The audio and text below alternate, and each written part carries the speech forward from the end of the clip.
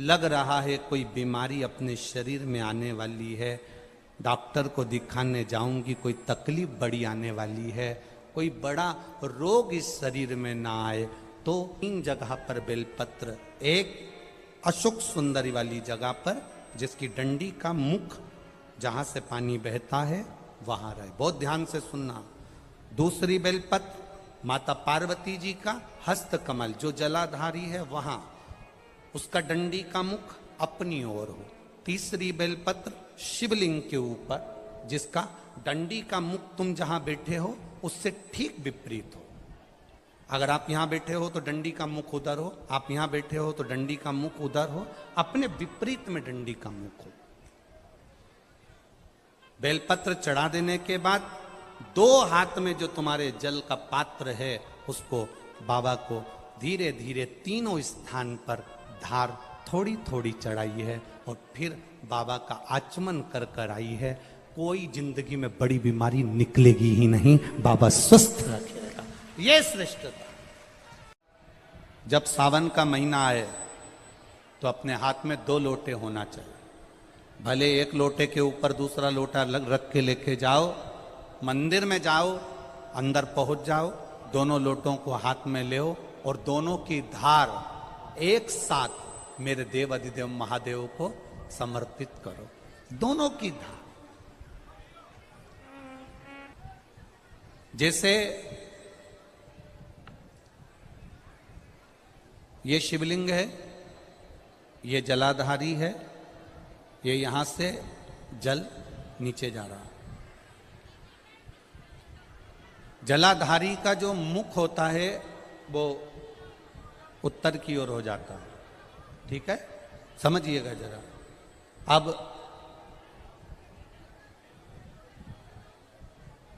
अगर मान लो लड़का 35 साल का हो गया, 36 साल का हो गया, बेटी की शादी नहीं हो रही, 35 साल हो गए, 36 साल हो गए, 40 साल हो गए, देवर देव की शादी नहीं हो रही है, किसी की शादी नहीं हो रही है, तो उसको समझना है सावन के महीने में आप जो 2 लोटा जल लेकर जा रहे हो, उस जल को जहां जलाधारी से पानी बाहर बह रहा है, जहां जलाधारी से, जैसे ये शिवलिंग है, ये गोल जलाधारी, यहां से पानी बह रहा है, तो जल चढ़ाते समय जब आप जल को समर्पित करेंगे दोनों लोटे से, तो धार यहां से लगाते हुए धार को आपको इस शिवलिंग पर पूर्ण समर्पित करना है।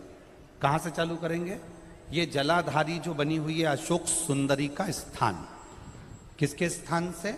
अशोक सुंदरी के स्थान से। अगर लड़के की शादी, लड़की की शादी ना हो रही हो, 35 साल, 40 साल, 42 साल के हो गए, विवाह का कोई योग ही नहीं बन रहा, 28 साल, 30 साल हो गए, बहुत प्रयास कर लिए, तो एक सावन के महीने का नियम, 2 लोटे जल लेकर देवाधिदेव महादेव के सामने जाइए।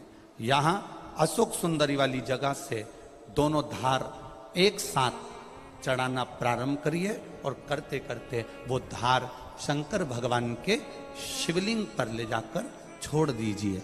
ये सावन के महीने के अगर आपने मात्र 7 दिन भी लगातार अगर ये धार आपने चढ़ा ली है तो देवाधिदेव महादेव की कृपा से 3-4 महीने में सूचना आपको प्राप्त हो ही जाती है। जल की महत्वता, बोल बम का नारा है,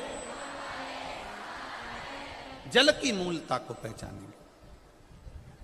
अब दूसरा क्रम स्मरण करिएगा। मान लो तुम्हें लग रहा है कि मुझे डॉक्टर को दिखाने जाना है और कोई बड़ा रोग ना बता दे। जो बेटे, ऐसा नहीं है कि नवयुवक बेटा बेटी हम फिर निवेदन करेंगे, शिव महापुराण ने करा क्या है? शिव महापुराण ने एक ही चीज करी है कि जो नवयुवक बेटा बेटी हैं, बच्चे हैं, स्कूल जाने वाले बच्चे हैं, बुजुर्ग हैं, बड़े हैं, शिव महापुराण ने उनके भीतर भक्ति प्रदान करी। और वो भक्ति कैसी है कि एक एक घर का व्यक्ति शंकर की भक्ति में डूबना चाहता, एक एक व्यक्ति।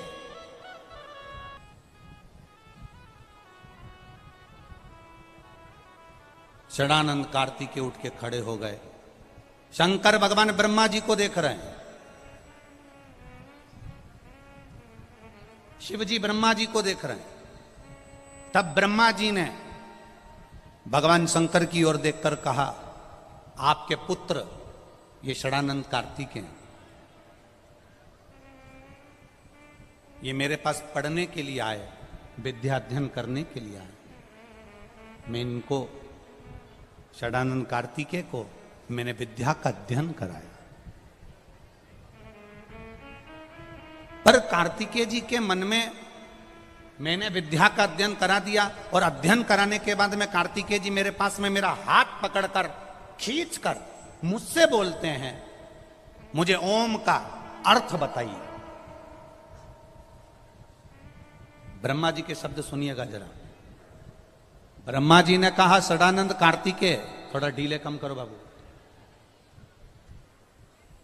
ब्रह्मा जी बोलते हैं कि षडानंद कार्तिकेय जी ने मेरा हाथ पकड़ा, और हाथ पकड़कर ब्रह्मा जी कहते हैं, खींच कर बोला कि मुझे ओम का अर्थ बताइए।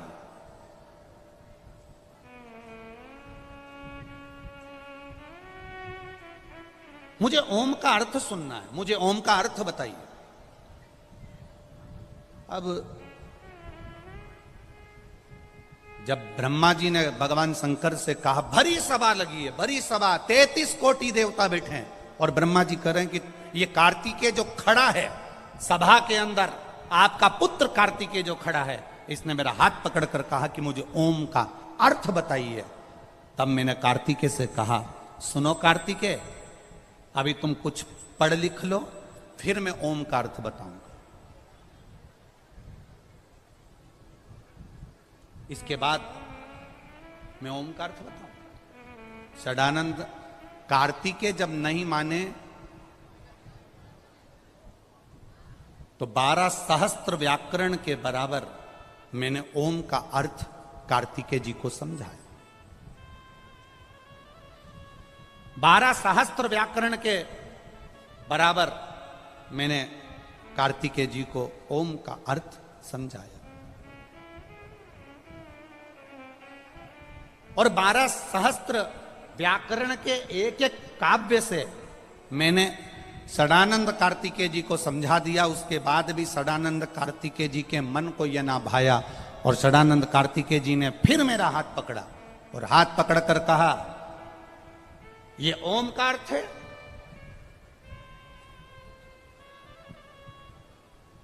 ये ओम का अर्थ है।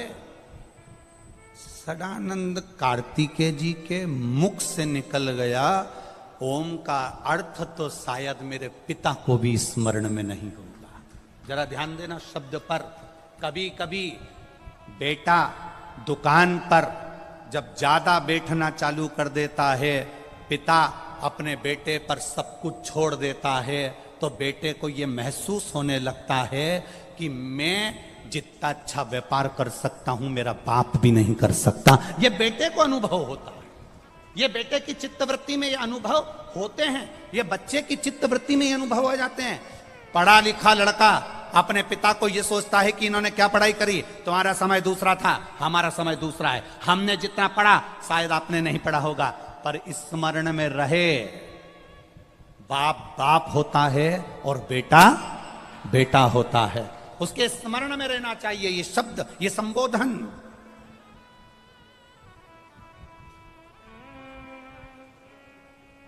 ब्रह्मा जी के 4 मुख, ब्रह्मा जी के चारों मुख, और 4 मुख से ब्रह्मा जी नयनों से अश्रु बहा रहे हैं, आंसू। कभी ब्रह्मा रोया है क्या?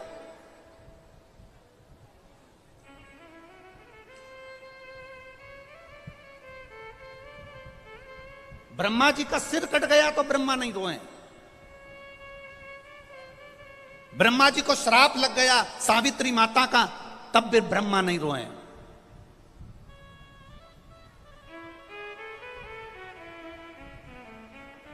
ब्रह्मा के शीश से बट का वृक्ष बन गया, ब्रह्मा के रक्त से कर्मनाशा नदी बह गई, ब्रह्मा नहीं रोए हैं। पर आज भरी सभा है, सब बैठे हैं और ब्रह्मा के 4 मुख के नेत्रों से अश्रु बह रहा, आंसू।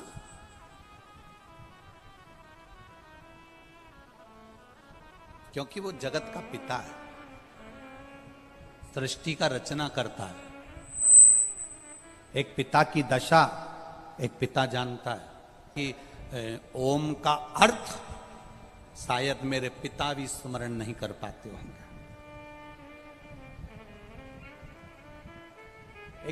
एक लड़का अगर मैं बेटों से निवेदन करूंगा, पिता वो दौलत है जो चले जाता है ना तो समझ लेना कि तुम्हारी तिजोरी का खजाना लुट गया। पिता वो दौलत है, पिता वो जायदाद है। अपने पिता को कभी यह मत बताने की कोशिश करना कि तुमसे ज्यादा विद्वान मैं हूं।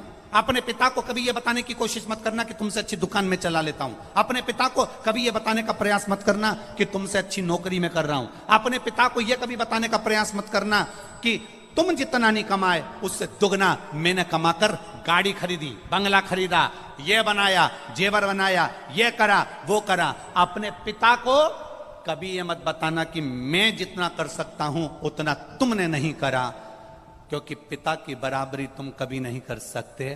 क्योंकि पिता पिता होता है, उसने अपना पूरा जीवन जो कमाया वो तेरी विद्या में लगाया, जो कमाया तेरी पढ़ाई में लगाया, जो कमाया तुझे अव्वल बनाने में लगा दिया। खुद दुकान पर भूखा रह रहकर शुगर की बीमारी कर ली। टिफिन आता था, नहीं खाता था। थोड़े 2 ग्राहक और देख लेता हूं, 2 ग्राहक और देख लेता हूं, थोड़ी देर से खाना खाऊंगा, थोड़ी देर से भोजन करूंगा, थोड़ी देर से रोटी खाऊंगा।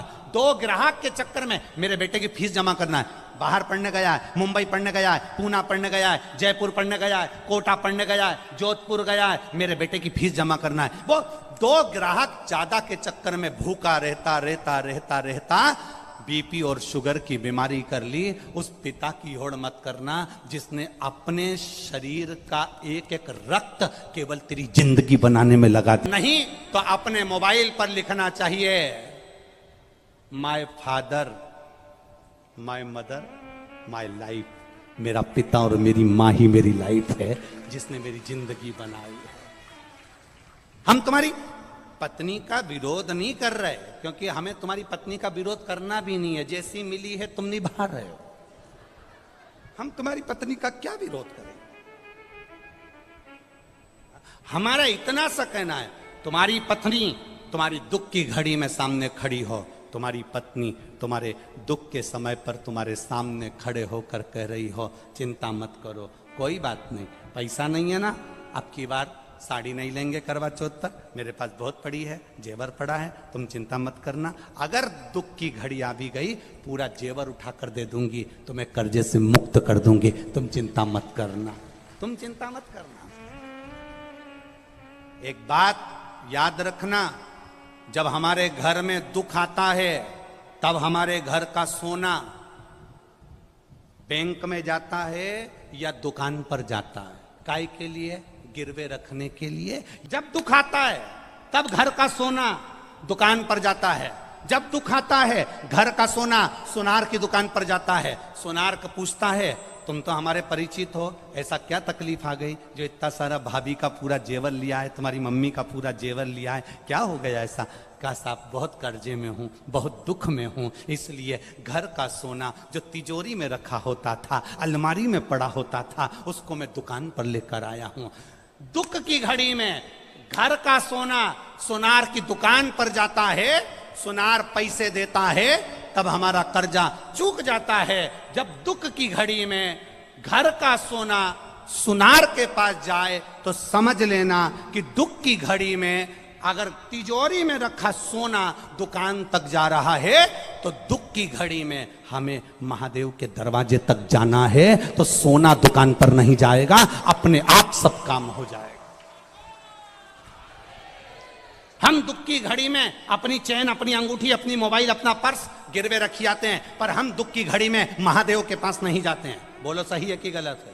दुख की घड़ी आई, तुमने सोचा मेरी गाड़ी रख देता हूं, मेरा बंगला रख देता हूं, मेरा ये सामान रख देता हूं, मेरी चेन रख देता हूं, मेरी अंगूठी रख देता हूं। मेरा एक निवेदन है, अपने चेन, अंगूठी, मोबाइल, पर्स को गिरवे रखने से अच्छा, कर्जे में डुबाने से अच्छा, एक बार दुख की घड़ी में जैसे सोना सुनार की दुकान पर जाता है, ऐसी दुख की घड़ी में तुम मेरे महादेव के मंदिर में, लोग सोना दुकान पर ले जाते हैं, तुम 2 लोटा पानी महादेव के मंदिर में लेकर जाना, उसको चढ़ाना, 1 महीना इंतजार करना, फिर विश्वास रखना कि शिव पुराण सुनी थी तो 1 महीने में बाबा ने धीरे धीरे कर्जा चुकाया कि नहीं चुकाया। कहां से आएगा, कैसे देगा? उसका नाम कुबेरेश्वर महादेव है। वो साधारण नहीं है, बड़ा आनंद में बैठता है, अलमस्त होकर बैठता है, अपने पास कुछ नहीं रखता पर दुनिया को देने की सामर्थ्यता रखता है।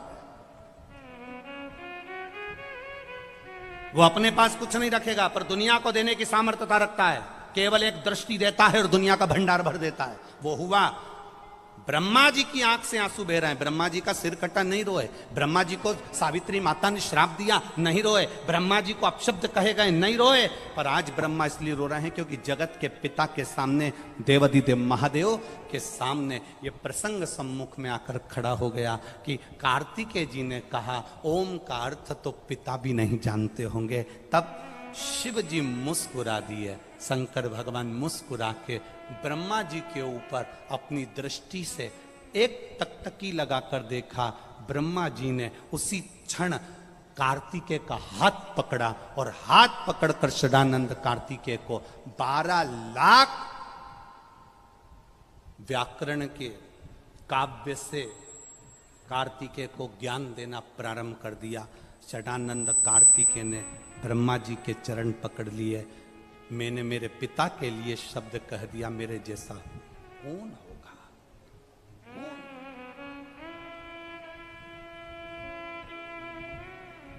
बेटा विद्वान, खूब विद्वान बनो, तुम कलेक्टर बनो, एसपी बनो, डीएसपी बनो, एसडीएम बनो, तुम डॉक्टर बनो, कमिश्नर बनो, सीए बनो, तुम्हारी मर्जी पड़े वो बनो। तुम जो बनना चाहते हो वो सब बनो। मेरा महादेव तुम्हें तुम्हारी ऊंचाई तक लेकर जाए, पर तुम्हारी ऊंचाई के चक्कर में तुम अपने माता पिता का अपमान मत कर देना, तुम अपने रिश्तेदारों का अपमान मत कर देना, तुम किसी को छोटा मत समझ लेना, तुम किसी को एक साधारण सा मत समझ लेना, तुम उसका आदर करना मत भूल जाना। क्योंकि पिता पिता होता है, उसकी जागीर दिल से होती है, दिल से। वो धन दे कि ना दे पर मन बहुत देता है।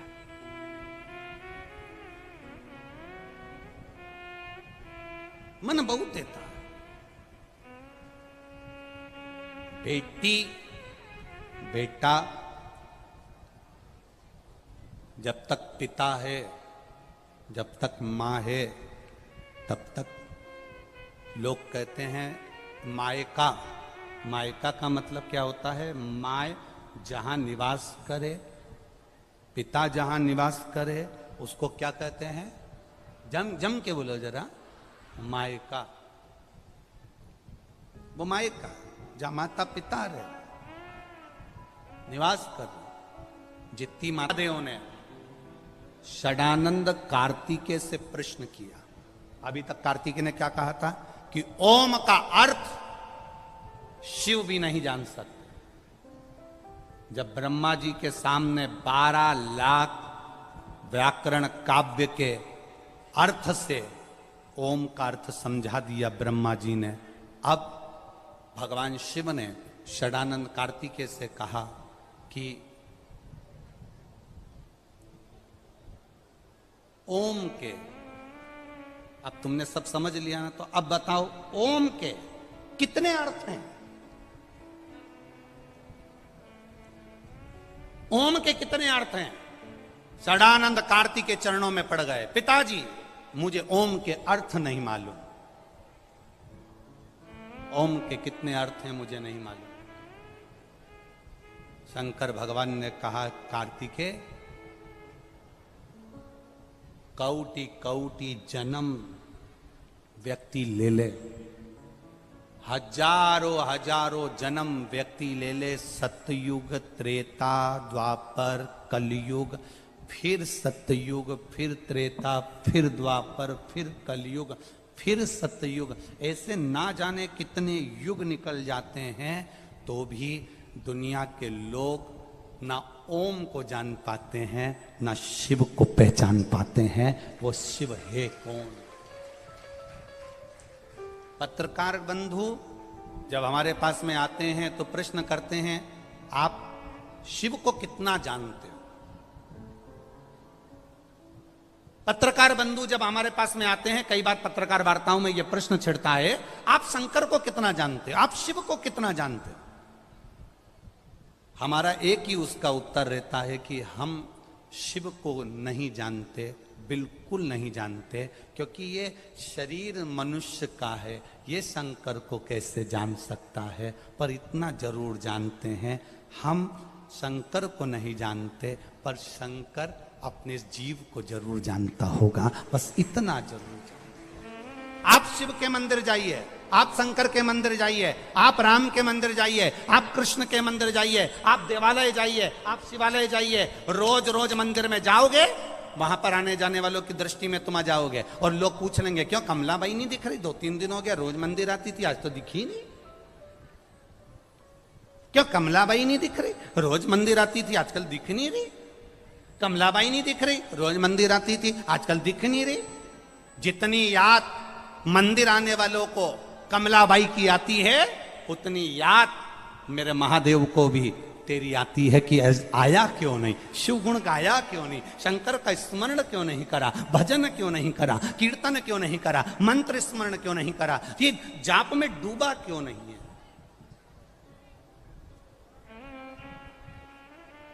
कौटी कौटी जन्म ले लो तो भी शंकर को नहीं जान सकते। क्या जानोगे आप शंकर भगवान को? केवल इतना कि वो भांग पीता है। शंकर को इतना ही जानोगे कि नंदी पर बैठता है। शंकर को इतना जानोगे कि उसके गले में सांप है। शंकर को इतना जानोगे कि उसके सिर पर चंद्रमा है। शंकर को इतना जानोगे कि बाघंबर पहना है। शंकर को इतना जानोगे कि भस्मी लपेटा है। शंकर को इतना जानोगे कि सिर पे गंगा है। शंकर को इतना जानोगे कि 3 नेत्र हैं। शंकर को इतना जानोगे कि बस त्रिशूल है। शंकर को इतना जानोगे कि उसके हाथ में डमरू है। शंकर को केवल इतना तक जानना नहीं है, हमें शंकर को यह जानना है कि ब्रह्मा ब्रह्मलोक में रहते हैं, वैकुंठ में मेरे नारायण रहते हैं। पृथ्वी का कार्यभार संभालने के लिए शंकर भगवान को छोड़ा गया। इसलिए छोड़ा गया कि संसार के मनुष्य जब दुखी होंगे, शिव के ये भूमि पर रहने वाला, पृथ्वी पर रहने वाला जब तकलीफ में होगा, तो देवता भी पृथ्वी पर होना चाहिए। एक बहू जयपुर में रह रही है और एक बहू तुम्हारे साथ में रह रही है। तुम्हारे को दुख आएगा तो जयपुर वाली पहले आएगी कि तुम्हारे पास वाली आएगी? अब तुम पास वाली से बात भी नहीं करती, क्योंकि जो पास में होती है ना, उससे बड़ी चिढ़ होती है।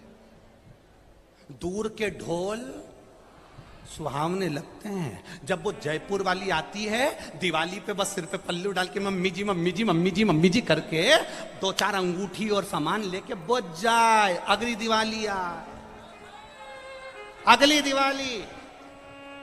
और जब भी मिलेगी बस मीठी छुरी, मम्मी जी मम्मी जी मम्मी जी। और मम्मी जी एक बार जरा जयपुर जाके तो देख ले,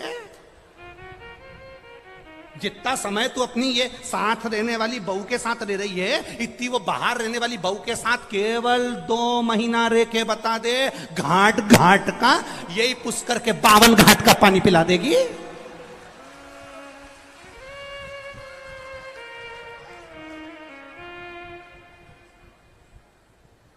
रोज भेरू और भैरवी में लड़ाई होगी। आ गई तुम्हारी मम्मी, तुम ही रख लो, आ गई तुम्हारी मम्मी। अब मैं अच्छे से कपड़े भी नहीं पहन सकती, मैं ना जा सकती, आ गई तुम्हारी मम्मी। अब रोज भगवान से प्रार्थना करेगी, भोलेनाथ ये पुष्कर कब जाएगी? जो साथ में रह रही है वो थोड़े ही अपशब्द बोल सकती है, जो साथ में रह रही है वो ताना दे सकती है, जो साथ में रह रही है वो थोड़ा अपशब्द बोल देगी, जो साथ में रह रही है वो झगड़ा कर लेगी, जो साथ में रह रही है वो तुमसे आड़ा टेढ़ा बोल सकती है, क्योंकि साथ रह रही है। जो साथ रहती है वो तुमसे अपशब्द बोल सकती है, ताना दे सकती है, गाली दे सकती है, अपशब्द बोल सकती है। पर जब तुमको दुख आएगा तो वो जयपुर वाली बाद में तुम्हारी पास वाली जिससे तुमने झगड़ा करा वो आके खड़ी हो जाएगी। बस खड़ी भी हो गई ना और कुछ नहीं करे, 2 बार बेटों को फोन ही लगा दे कि तुम्हारी मम्मी की तबीयत खराब हो गई, और बेटे बस इतना ही कर देगी ना तो ही तुम पार हो गए, समझ लो, इतना ही। अब हम आस लगा के बैठे हैं, दूर के ढोल वो 4 दिन की चांदनी वारे पुस करवा लो। तुम्हें सारी कहावत याद है? गजब, बहुत बढ़िया। 4 दिन की चांदनी, फिर वापिस अब वो आई और चली गई। उतने दिन में वो अब मम्मी को लगा उसके बराबर मेरी कोई बहू नहीं, इतनी बढ़िया है, इतनी बढ़िया है, इतनी बढ़िया है, इतनी बढ़िया है। उसका दिन भर गुणगान करे, और जो साथ में रहे तेरी चाय बनाए, रोटी बनाए, तेरा काम करे, न झाड़ू लगाए न पोछा लगाए हैं, और आए गए के चाय पिला रही, रोज काम कर रही, उसका कहीं नहीं, बस वो मेरी बहुत बढ़िया, बहुत बढ़िया। ये भी झाड़ू लगाती लगाती बोली रुक जा डोकरी, तो रुक जा भाई।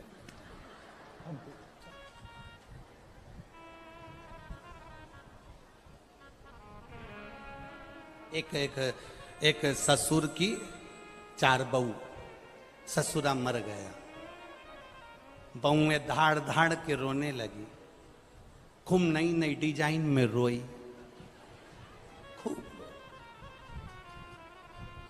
जब कोई मरता है ना तो बहुएं बहुत अच्छी अच्छी डिजाइन में रोती हैं, इतना इतना पल्लू डाल के, आंख में आंसू भर के, अम्मा हमें छोड़ के चली गई, मेरे को भी ले जाती, मेरे को भी ले जाती। इतने में पति बाजू में कोनी मार के बोला अम्मा क्या गाड़ी लेके गई? चुप, मेरे को भी ले जाती, मेरे को भी ले जाती, चुप। फिर इसने डिजाइन चेंज करी, अरे जो रोड पट।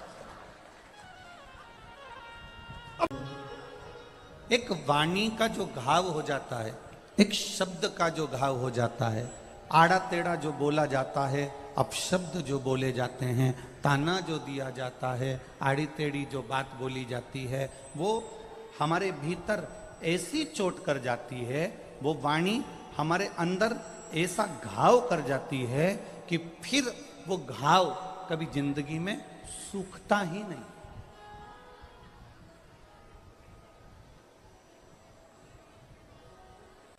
वो घाव पूरी जिंदगी में कभी नहीं सूखता। हम पहले भी आप लोगों को कथाओं में कहे हैं, आज फिर आप लोगों से कथाओं में कह रहे हैं। एक बात का स्मरण अपने भीतर रखना, सब कुछ तोलो, शक्कर तोलो, गुड़ तोलो, मिर्ची तोलो, नमक तोलो, अचार तोलो, पापड़ तोलो, पर शिव पुराण कहती है अपनी वाणी को भी जरूर तोलना। और जब अपनी वाणी को तोल कर बोलोगे तो वो एक अलग से सुख का अनुभव करा देती है।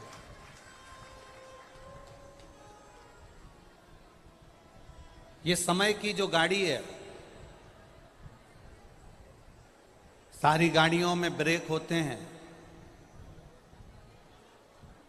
सारी गाड़ियों में रिवर्स ब्रेक भी होते हैं, पर शिव पुराण कहती है जो समय की गाड़ी है, इस समय की गाड़ी में ना ब्रेक है और ना रिवर्स ब्रेक है। समय की गाड़ी में ना ब्रेक है ना रिवर्स ब्रेक है। समय की गाड़ी में अगर आप चल रहे हो, समय के अनुकूल आप चल रहे हो तो आप ठीक हो। अगर समय के अनुकूल नहीं चल पाए, तुमने विचार करा कि बाद में देख लेंगे, समय निकल गया, उस समय को वापस नहीं लाया जा सकता। उस समय को वापस प्राप्त नहीं किया जा सकता। 3 बड़े प्रबल किस्मत वाले हैं, 3 बड़े भाग्यशाली हैं। भाग्यशालियों में भी भाग्यशाली हैं 3 प्रबल भाग्यशाली। पहला दशरथ जी महाराज, जिनके घर में राम जन्मे। बोलो भाग्यशाली है कि नहीं, किस्मत वाले हैं कि नहीं? राम जिनके घर में जन्मे, किस्मत। दूसरे नंबर पर भीष्म पितामह, जिन्होंने भगवान कृष्ण का बचपन से लेकर जवानी तक का दर्शन करा। बोलो भीष्म पितामह किस्मत वाले हैं कि नहीं? बचपन से लेकर जवानी तक भगवान कृष्ण का दर्शन कर रहे हैं, वो भीष्म पितामह भी किस्मत वाले हैं। और तीसरे नंबर पर है गिद्धराज जटायु जो अपने प्राणों को त्यागा तो राम जी की गोद में त्यागा। किस्मत वाला है कि नहीं? बोलो बोलो, जम के बोलो, है ना? अब दशरथ जी के घर में राम जन्मे, किस्मत वाले हैं। भीष्म पितामह ने भगवान कृष्ण का दर्शन किया, किस्मत वाले हैं। गिद्धराज जटायु की गोद में, राम जी की गोद में गिद्धराज जटायु अपने प्राणों को त्यागा, किस्मत वाला है कि नहीं? पर अगर इन तीनों को भी देखा जाए कि इन तीनों में भी प्रबल किस्मत वाला कौन सा है, बहुत भाग्यशाली कौन सा है, प्रबल किस्मत लेकर कौन पैदा हुआ, तो बताओ कौन पैदा हुआ? गिद्धराज जटायु। दशरथ जी के घर में राम जन्मे, पर दशरथ जी के जब प्राण छूटे तब राम सामने नहीं थे। भीष्म पितामह ने भगवान कृष्ण का दर्शन किया, पर भीष्म पितामह के प्राण छूटे तब कृष्ण सामने नहीं थे। और गिद्धराज जटायु जिसने जीवन भर मांस खाया, पर जब प्राणों को त्यागा तो राम जी की गोद को पाया। यह प्रबल किस्मत है, यह भाग्य है उसका।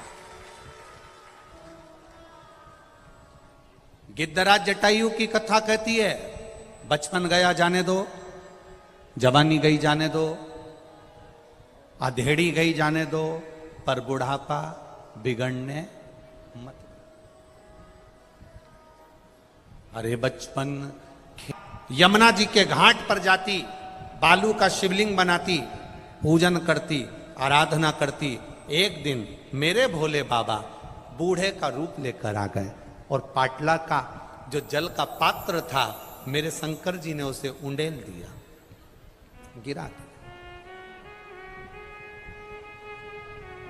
कभी कभी पूजन करते करते पानी का लोटा अगर गिर भी जाए ना, तो तुम ये मत सोचना कि कुछ विघ्न आ गया हो।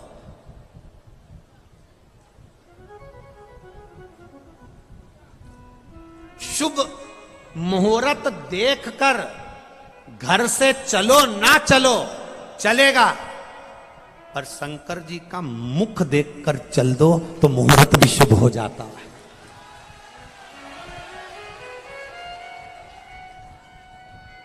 आप शंकर के शिवलिंग का स्पर्श कर कर, शंकर के शिवलिंग का मुख देखकर, शंकर के शिवलिंग का दर्शन कर कर, शिखर का दर्शन कर कर, नंदी का दर्शन कर कर, शंकर के मंदिर का दरवाजा अपने यहां से नियम बना लो, मैं जब भी कहीं जाऊंगी तो शंकर जी के मंदिर के सामने से जाऊंगी। मेरे गांव से बाहर निकलूंगी तो शंकर के मंदिर के सामने से निकलूंगी। उसके दरवाजे से निकल कर जाना, उसकी चौखट के सामने से। शुभ मुहूर्त देखकर घर से निकलो ना निकलो, चलेगा, पर महादेव का दर्शन कर कर निकलना तो मुहूर्त भी शुभ होता चले जाएगा। आपके जीवन में कभी तकलीफ नहीं आए, मुहूर्त शुभ। जितने भी देव विराजमान हैं, जितने भी देवियां विराजमान हैं, वो सब शंकर भगवान के शिवालय में जाकर विराजमान, शिव जी के शिवालय में बैठी हुई है। मैं अकेली शंकर भगवान को जब जल चढ़ाती हूं, केवल शिव जी पर अकेला जल नहीं चढ़ता है, सारे देवता, सभी देव वहां पर विराजमान रहते हैं। वास्तुदेव भी वहां है, पितृदेव भी वहां है, गरुण देव, वरुण देव, सभी देव वहां पर विराजमान है, सभी देव।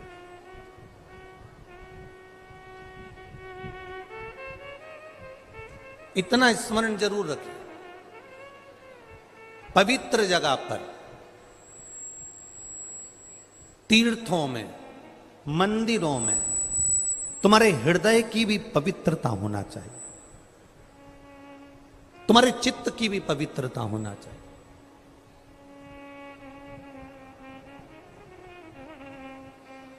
दो तरह के लोग होते हैं मंदिर में, दो तरह के लोग जाते हैं।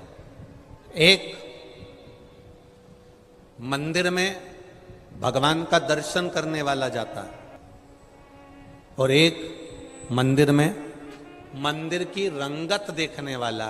इतना पैसा आता है, कहाँ क्या करते होंगे, सही से पुताई भी मंदिर की नहीं करवाते, ट्रस्ट क्या कर रहा है। हम मंदिर में गए, तो मंदिर की केवल खामियां ढूंढने में लग गए। हम मंदिर में पहुंचकर मंदिर की केवल ऐब देख रहे हैं, हम उसकी खामियां निकाल रहे हैं। दर्शन करने वाला मंदिर में खामी नहीं निकालता। मेरो तो गिरधर गोपाल दूसरो ना कोई, वो खामी नहीं निकाल रहा, उसको केवल एक से आस लगी हुई है, उसको केवल एक से मन लगा हुआ है, उसको केवल एक से चित्त लगा हुआ है, उसको केवल एक से चित्त जुड़ा हुआ है। इसलिए वो कोई खामी निकालने को तैयार नहीं है, वो कुछ देखने को तैयार नहीं है। डीले कम कर दे बाबू। वो खामी निकालने को तैयार नहीं है, वो केवल उसकी चित्त वृत्ति, उसका मन, उसकी बुद्धि, वो केवल भगवान में लगा कर बैठा है।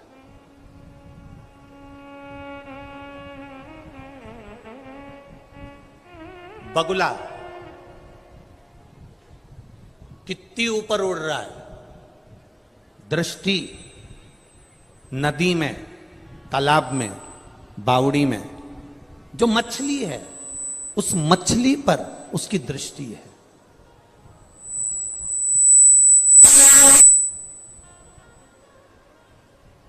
उड़ कितना ऊपर रहा है वो, पर उसकी जो दृष्टि है, उसकी जो नजर है, उसकी जो दृष्टि है, उसकी जो नजर है, उसका जो ध्यान है, उसकी जो दृष्टि है, वो उस तालाब में, उस नदी में, उस सरोवर में, उस नदी के अंदर, उस सरोवर के अंदर, उस तालाब के अंदर मछली पर है।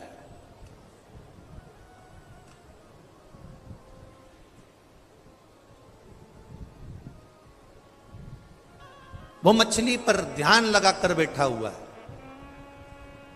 बस मछली दिखी, बगुले ने पकड़ी। उसी तरह एक भक्त, एक शंकर का उपासक, शिव की आराधना करने वाला, राम की आराधना करने वाला, भगवान कृष्ण की आराधना करने वाला, उसकी जो दृष्टि होती है वो परमात्मा की ओर होती है कि बस परमात्मा को कैसे मैं प्राप्त कर लूं, भगवान को अपना कैसे बना लूं। उसकी दृष्टि बस वहां लगी होती है कि परमात्मा को अपना बनाना है तो कैसे बनाना।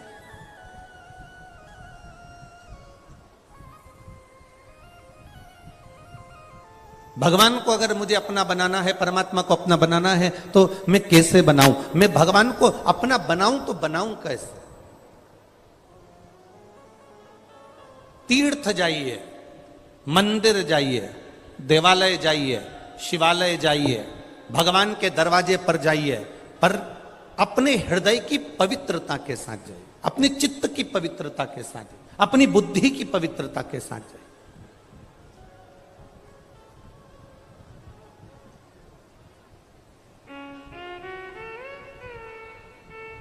ना जाने किसने तुमको नियम बना दिया, ऐसे ऐसे नियम ना जाने कौन बना देता है। अगर ऐसे नियम कोई बनाता हो तो हमको जरूर बताना, तो हम भी उसके चरण पकड़ लेंगे कि ऐसे नियम किसने बना दिए।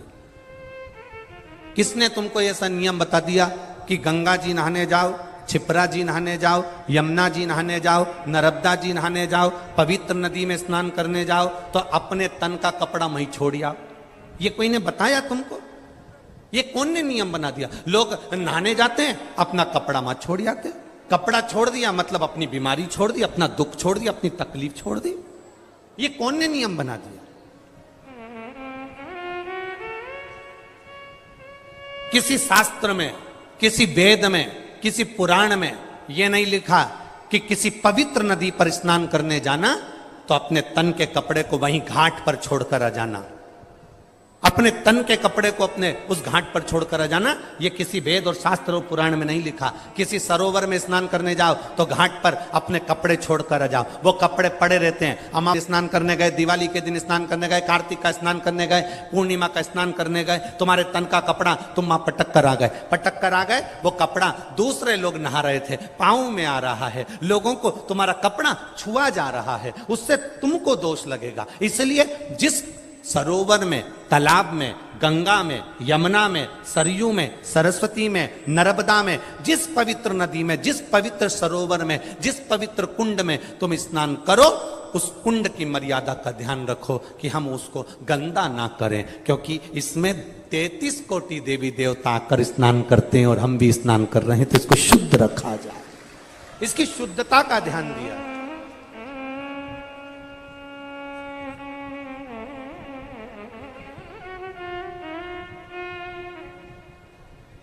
ये इतना बड़ा पुष्कर का सरोवर है।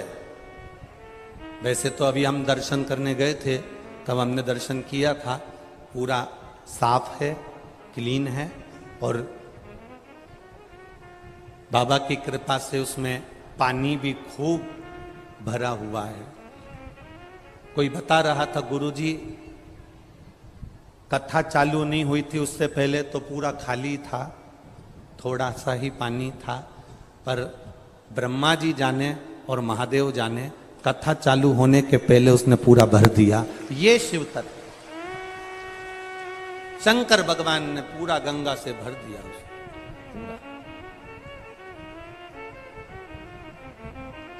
अब हम जब स्नान करने जाएं, पवित्र होना चाहिए हमारा सरोवर, हमारा तालाब, हमारी नदी, हमारे कुंड स्वच्छ रहे। और यही देख के तो हमने जो निर्माल्य विसर्जन लोग रथ चला रहे हैं, ये इसी के कारण तो चला रहे हैं कि हमारी नदियां पवित्र रहे, सरोवर पवित्र रहे, बावड़ियां पवित्र रहे, उसमें गंदगी ना जाए। जल है तो हमारा कल है, जल नहीं होगा तो हमारा कल नहीं होगा, फिर हम कैसे अपने जीवन को जी पाए? विचार करें। स्वच्छता का भाव रखिए, निर्मलता का ध्यान रखिए, और भगवान से जब तुम लाड लड़ाने के लिए जाओ, बहुत बहुत सुंदर बात है, बहुत स्मरणीय आनंदमय बात है। हम कहेंगे जब तुम देव अधिदेव महादेव से लाड लड़ाने के लिए जाओ, तुम शंकर भगवान से प्रार्थना करने के लिए जाओ, तुम शिव जी से विनती करने के लिए जाओ, तब तुम्हारे हृदय की पवित्रता का भाव का ध्यान रख कर जाना। भगवान शंकर से, अपने हृदय से, अपने दिल से, उससे दिल की बात कहने के लिए जाना। दिखावे से शिव कभी प्रसन्न नहीं हुए, दिखावे से भगवान शंकर कभी प्रसन्न नहीं होते। दिल से जाइए।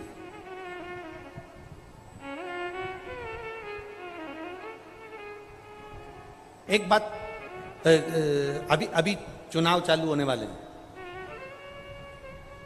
अरे बोलो तो, लोग चिल्ला चिल्ला के कहेंगे भैया तुम संघर्ष करो।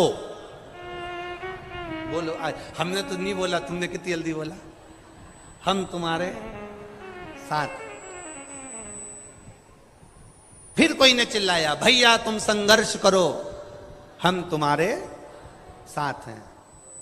अब लोगों को बुरा लग सकता है हमारी बात से, लग जाए तो लग जाए, दूसरी बार मत बुलाना कथा करने, उसमें कोई टेंशन वाला विषय नहीं।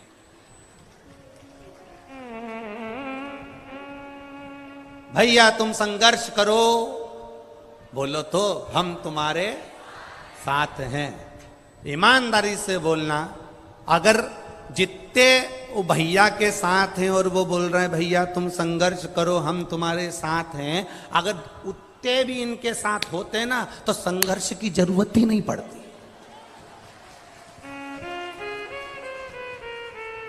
संघर्ष की जरूरत कब पड़ती है? जब साथ वाला भी साथ नहीं देता, तब संघर्ष की जरूरत पड़ती है। अब जो कह रहे हैं भैया तुम संघर्ष करो हम तुम्हारे साथ हैं, अब ईमानदारी से बोला जाए तो ये जो चिल्ला रहे हैं हम तुम्हारे साथ हैं, अगर इतने भी साथ होते और दिल से साथ होते तो ऐसा कोई युद्ध नहीं जो जीत कर ना आ जाते। भगवान का हो गया एक बार, जो परमात्मा का हो गया एक बार, जो महादेव का हो गया, जो भगवान के मंदिर में परमात्मा के चरणारविंद में जिसने जाना चालू कर दिया, उसको संघर्ष की जरूरत नहीं पड़ती है। जब मेरा महादेव हाथ पकड़ता है तो कीचड़ में से भी निकाल कर ऊपर कर देता है। वो देव अधिदेव महा पकड़ कर बाहर कर देता। ब्रह्मलोक के दरवाजे की द्वारपाल थी जिसका नाम था लंकनी। क्या नाम था? लंकनी। ब्रह्मा जी के दरवाजे की द्वारपाल थी। जो लंकनी रावण की लंका की भी द्वारपाल बनी, वो लंकनी पहले ब्रह्मा जी के दरवाजे की द्वारपाल थी।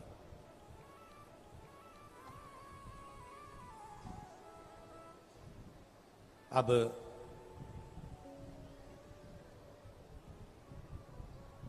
ये दरवाजे की द्वारपाल थी और बड़ी सुंदर थी। ब्रह्मा जी के द्वार की द्वारपाल माता सावित्री, माता सरस्वती, माता गायत्री, माता लक्ष्मी, माता पार्वती, मां इंद्राणी, मां अरुंधति, इन सबकी वो बड़ी प्रिय थी। प्रियता से मतलब ये होता है कि जब जब पार्वती जी माता सरस्वती से मिलने जाती थी या सावित्री से मिलने जाती थी या गायत्री से मिलने जाती थी तो सबसे पहले दरवाजे पर ये लंकनी मिलती थी और ये बहुत आदर करती थी, बहुत सम्मान देती थी।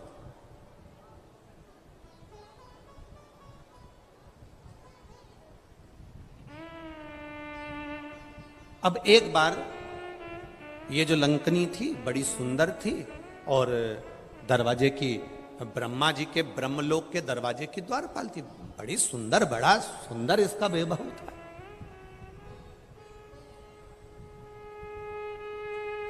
अब हुआ क्या, एक दिन दरवाजे पर लंकनी खड़ी थी और ब्रह्मा जी ने लंकनी को आवाज लगाया कि दरवाजे के द्वार बंद कर दीजिए। लंकनी का स्मरण नहीं हो पाया क्योंकि लंकनी भगवान नारायण के स्मरण में लगी हुई थी और शिव भक्ति का एक मन में, चित्त में उसके भाव जागृत हो रहा था। आज तक भगवान शंकर के स्वरूप का स्पर्श नहीं किया, भगवान शंकर के शिवलिंग का स्पर्श नहीं किया, भगवान शंकर के स्वरूप का स्पर्श नहीं किया। बस लंकनी सोच में डूबी हुई थी। ब्रह्मा जी ने आवाज लगाया, लंकनी को आवाज लगाकर बुलाया, लंकनी आओ, ए लंकनी द्वार बंद करो, ए लंकनी दरवाजा खोलो। लंकनी का ध्यान नहीं गया। जब लंकनी का ध्यान नहीं गया, लंकनी का ध्यान वहां तक नहीं पहुंचा। ब्रह्मा जी उठकर खड़े हो गए। ब्रह्मा जी आए और ब्रह्मा जी को क्रोध आया और क्रोध आकर ब्रह्मा जी ने श्राप दे दिया, ली लंकनी तुम मेरे दरवाजे की द्वारपाल होकर तेरी चित्त, तेरी वृत्ति, तेरा मन और कहीं लगा हुआ है। मैं तुझे श्राप देता हूं, तू पृथ्वी पर जाएगी, मृत्यु लोक में जाएगी और रावण की उस लंका की द्वारपाल तू बनेगी।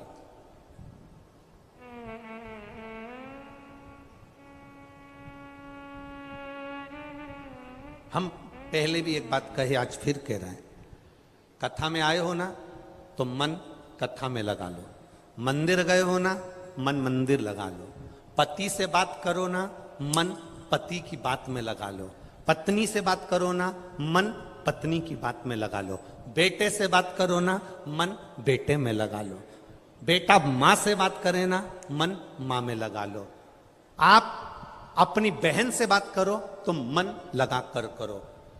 दिल से पति से बात करोगे तो पति प्रसन्न होगा, दिल से पत्नी से आप फोन लेकर आप पत्नी से बात कर रहे हो और पत्नी का मन कोई काम में लगा है, रसोई घर में लगा है, सिलाई में लगा है, बुनाई में लगा है। कई कई माताएं कथा सुनने के लिए आती हैं, साथ में झोला लाती हैं, इतनी सारी रुई लेकर आती हैं, कपास लेकर आती हैं, बैठ जाती हैं धीरे धीरे।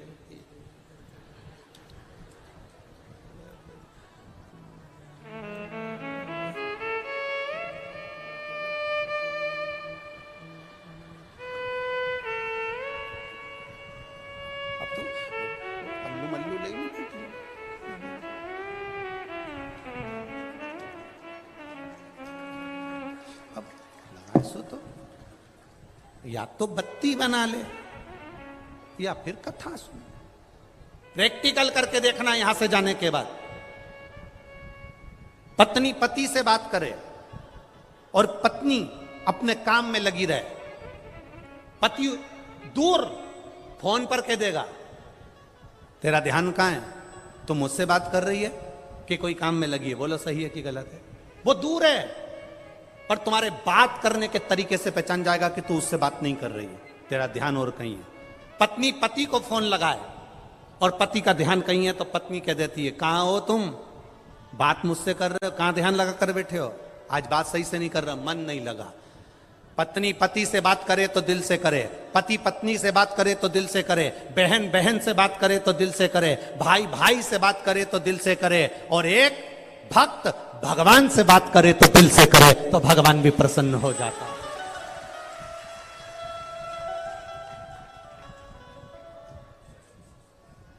अब दिल दूसरी जगह मत लगाओ। मंदिर गए हो ना तो मंदिर में तुम्हारा ध्यान होना चाहिए, शिवालय गए हो ना शिवालय में तुम्हारा ध्यान होना चाहिए। मैं भगवान को कैसे रिझाऊं, मैं भगवान को कैसे रिझाऊं,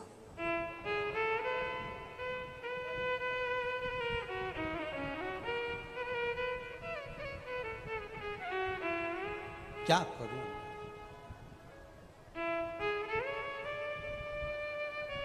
मैं भगवान को रिझाऊं तो रिझाऊं कैसे।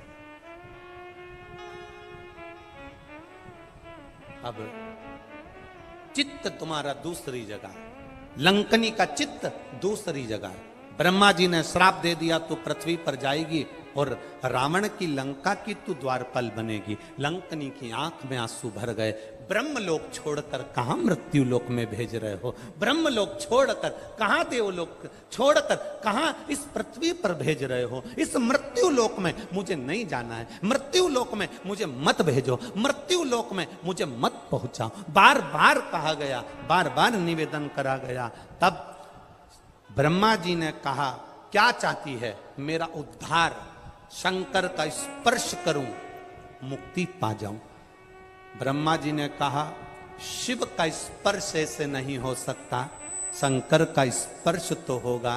पर शंकर देवाधिदेव महादेव का जब हम प्रतिदिन जल चढ़ाकर स्पर्श करते हैं, वो गंगा का जल हमको आप रूप पवित्रता प्रदान कर देगा,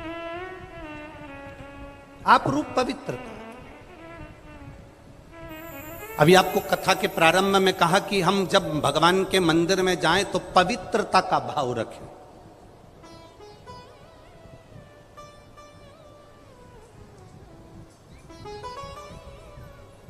पवित्रता का भाव। मंदिर में पहुंचे तो हमारे भीतर चित्त की, हृदय की, बुद्धि की पवित्रता भी होना चाहिए।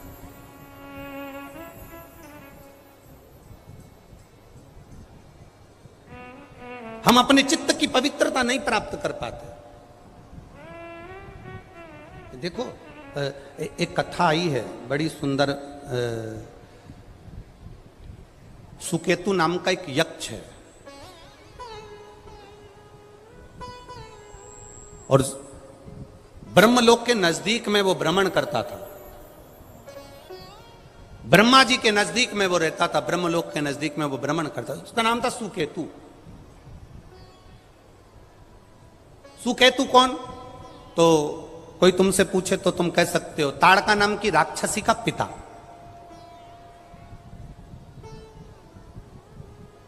यक्ष है,